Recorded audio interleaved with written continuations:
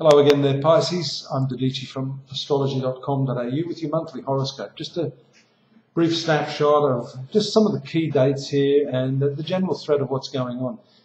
Actually very, very good in terms of your finances. We've got a full moon right now in the sign of Aries, which is your money sector.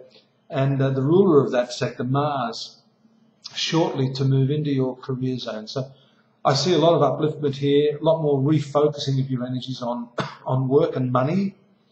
And of course, right now, we see the full moon, the sun, as part of that astronomical factor, being in the 8th house of shared resources, along with Mercury and Saturn. So there's a lot of energy here that's weighing heavily in that part of your life. So money, values.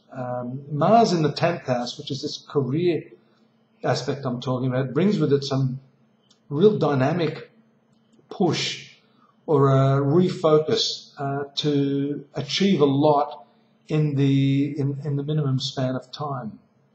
There's a certain element of aggressiveness with this planet too. So it could be that some of you have been sitting back, in your usual ethereal Piscean way, thinking, as a lot of people that I talk to do, about these principles of the universe, the principles of success. If I think that I'm going to have money, then I'm going to have money. Well, that's only part of the equation. I mean, you can sit there cross-legged dreaming about money and you'll never make it. I suggest a balanced approach here. Yeah, you need to keep this creative, positive, spiritual energy going. But this Mars energy is going to give you the drive to achieve. That is to actually get up out of bed, get up earlier, work later, prove that you've got what it takes to achieve what it is you want to do right now at this stage of your life. Let me get a handle on the dates of this. There are some key dates here that we need to look out for. So Mars, this planet I'm talking about, actually hits this sign of Sagittarius on the 26th of October. So it's almost like we're winding you up, Pisces. The full moon is pointing to the emotional aspect of money. Something may have triggered this. And the new moon around 2 weeks from now, in that 8th house of shared resources, is also important. So these planetary events, these transits as we call them, punctuate the sort of timeline with what I'd say are spikes. That's moments where these planets act as catalysts to move things forward for you.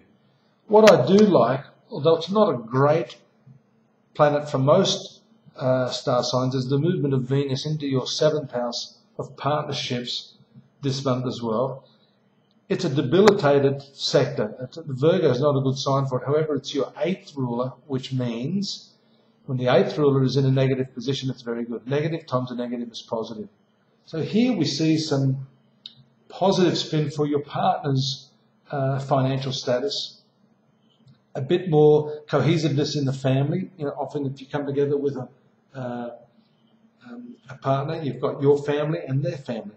So this is sort of a reconciliation or a harmonizing of the two sets of families. This can also have to do with different viewpoints. You've had Mars in this 9th house, which is the house of ethics, morality, and principles. These could be your life principles that have been at odds. We see the Venus and the Mars in the right angle just now. So definitely, you could be finding that, the way people live, their philosophical views and so on and so forth are not in keeping with yours. You're seeing the practicality now of how you want to live, and maybe you're just a little bit out of step with all of them. That can be reconciled very, very shortly, I can tell you. So don't worry too much.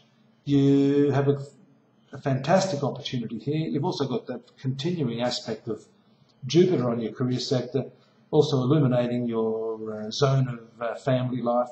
All that stuff's good. By the way, spending on your home and your family now is excellent. You'll get a lot of joy out of that. And generally, you feel optimistic about what's happening in your relationships. I'd like you to join me at my website. There we have the text-based readings for the month. Different spin with more detail on the dates, what I've just touched on there. We have daily readings with the daily meditations as well, and the full yearly forecast. Now, along with that, we've got the whole batch of free psychic readings, and now the Orionum psychics, live psychics, people like me who've got a wealth of experience.